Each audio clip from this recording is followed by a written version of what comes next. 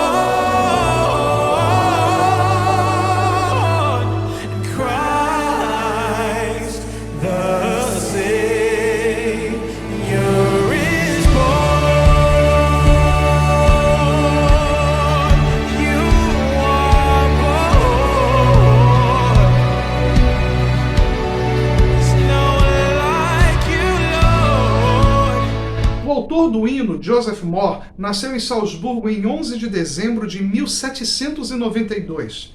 O vigário do coro da catedral, Johann Nepomuk Jänrli, tornou sua educação possível, provavelmente por causa do seu talento musical. Ele, portanto, teve aulas de canto, violino e órgão muito cedo.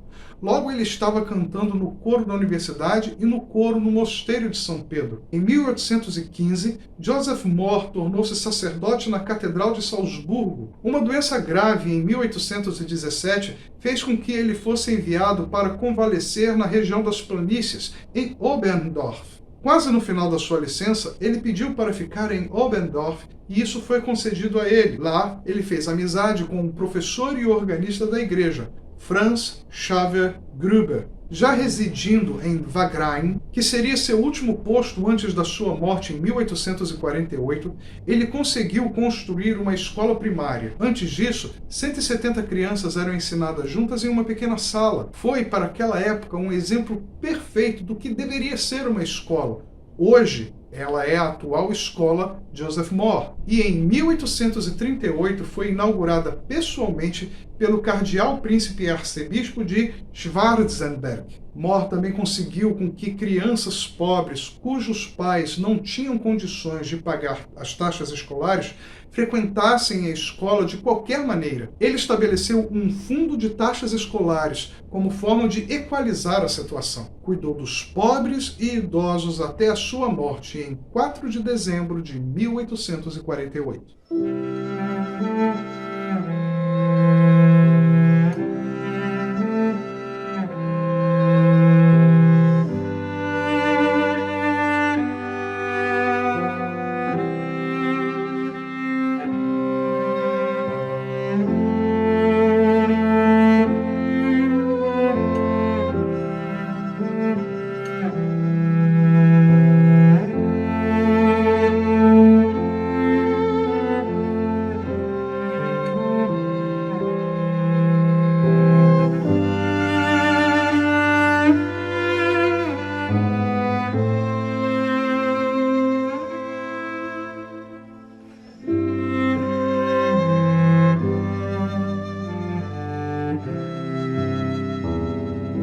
O compositor dessa melodia tão cantada é Franz Xaver Gruber, nascido em 25 de novembro de 1787 em Unterweisburg, no vilarejo de Hochburg, na região de Inn-Riva, na Áustria. Como o quinto de 6 filhos do tecelão de linho Joseph e sua esposa Maria Gruber, Franz deveria aprender a profissão do pai. Mas muito cedo ele colocou seu coração na música. Franz trabalhou como tecelão até os 18 anos. Ele então recebeu a bênção de seu pai para seguir sua carreira como professor, o que naquela época muitas vezes incluía a oportunidade de servir como organista da igreja local. Depois de superar uma série de burocracias, Gruber foi nomeado em 1807 para seu primeiro cargo como professor. Ele também se tornou zelador e organista da igreja.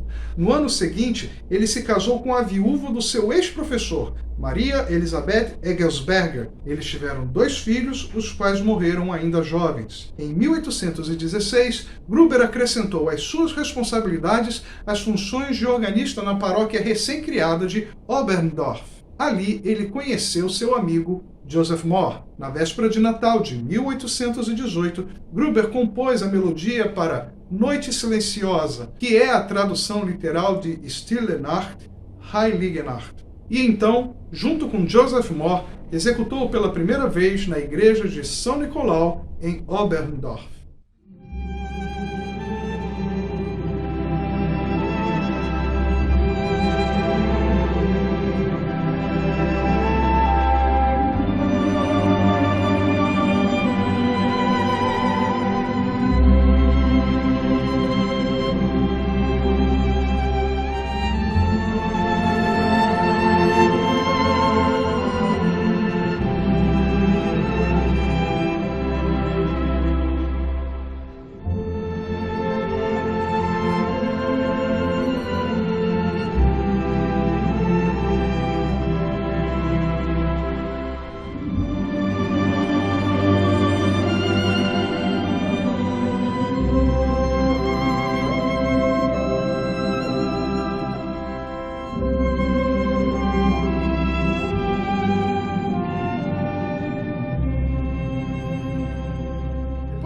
primeira esposa morreu em 1825, Gruber se casou novamente com uma ex-aluna, Maria Breithfuss. Eles viveriam juntos por 15 anos, com 10 filhos nascidos do casamento, dos quais 4 viveram até a idade adulta. Gruber assumiu o cargo de professor e zelador da igreja em Oberndorf em 1829. À sua espera havia uma nova escola, 130 crianças e uma congregação que valorizava a boa música religiosa. Em 1833, Gruber viu a possibilidade de realizar seu desejo de uma vida inteira, que era de se dedicar inteiramente à música. Em 1835, Gruber foi nomeado diretor do coro, cantor e organista da igreja paroquial de Hallein. Com entusiasmo e zelo, Gruber começou a construir o coro da igreja. Em 1841, a segunda esposa de Gruber morreu ao dar à luz seu último filho, que também faleceu. Gruber se casou pela terceira vez em 1842, fazendo votos com Katharina Wimmer, viúva de um mestre sapateiro e amiga de sua segunda esposa. Durante esses anos, Gruber trabalhou em inúmeras apresentações musicais, incluindo algumas feitas fora de Hallein. Ele criou uma ampla gama de composições musicais e morreu de causas naturais em 7 de junho de 1863, aos 76 anos. A propagação de Stille Nacht em diversos idiomas resultou em traduções nada fiéis ao texto original. Muitas delas são, na verdade, adaptações. A mais popular versão em português foi intitulada Noite Feliz, embora o título real, como já falamos, seja algo como Noite Silenciosa. Essa tradução foi feita pelo Frei Pedro Sindzig, em 1912. A primeira estrofe, por exemplo, abriga a frase "Pobrezinho nasceu em Belém", inexistente no poema alemão. As chamadas traduções são novas poesias que tentam manter a essência da mensagem do texto. Noite feliz, noite feliz, ó Senhor, Deus de amor, pobrezinho nasceu em Belém, eis na Lapa Jesus, nosso bem, dorme em paz, ó Jesus, dorme em paz, ó Jesus. Frei Pedro, que era como ele era chamado, nasceu em 1876 na cidadezinha de Linz, às margens do rio Reno. Estudou em Harreveld, na Holanda. Com 16 anos de idade, entrou na Ordem dos Franciscanos. Em 1893, ainda noviço, veio ao Brasil. Naturalizou-se brasileiro em 9 de fevereiro de 1898, às vésperas da sua ordenação sacerdotal na Bahia. Pertenceu ao grupo dos primeiros franciscanos alemães que se estabeleceram na província. Foi frade exemplar. Com 76 anos de idade, viajou para a Alemanha, onde pouco tempo depois veio a falecer. Frei Pedro Sindzig faleceu em 8 de dezembro de 1952 em Düsseldorf, na Alemanha. Os seus restos mortais foram trazidos da Alemanha e descansam desde o dia 18 de dezembro de 1952 no cemitério São João Batista, em Botafogo, no Rio de Janeiro. Ele foi jornalista, redator de inúmeras revistas, inclusive a famosa revista Vozes, escritor, romancista, tradutor, missionário, músico e musicólogo, foi amigo de Heitor Villa-Lobos, fundador e diretor da ProArte no bairro das Laranjeiras, membro da Academia Brasileira de Música, intelectual ativo, defensor da cultura e da arte. Foi um educador influente através da sua visão cristã e com participação ativa na sociedade. Sua tradução consta no inário Hinos do Povo de Deus. Céu,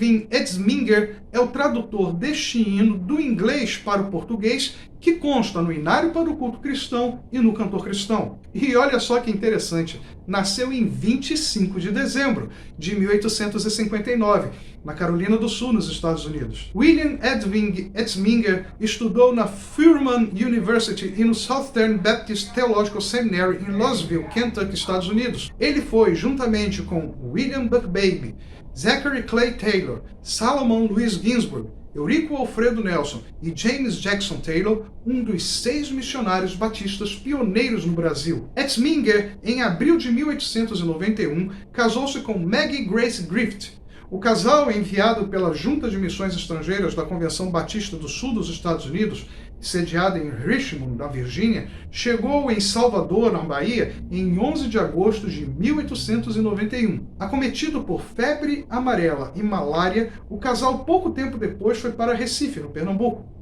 Ali morreram os filhos Margaret, em 1891, e William Jr., em 1894. Mas o casal permaneceu ali em Recife por mais 7 anos. Em 1900, com a sua esposa muito doente, Edsminger transferiu sua residência para o estado do Rio de Janeiro, nas cidades primeiro em Nova Friburgo e depois a cidade do Rio. Em janeiro de 1901, fundou o Jornal Batista.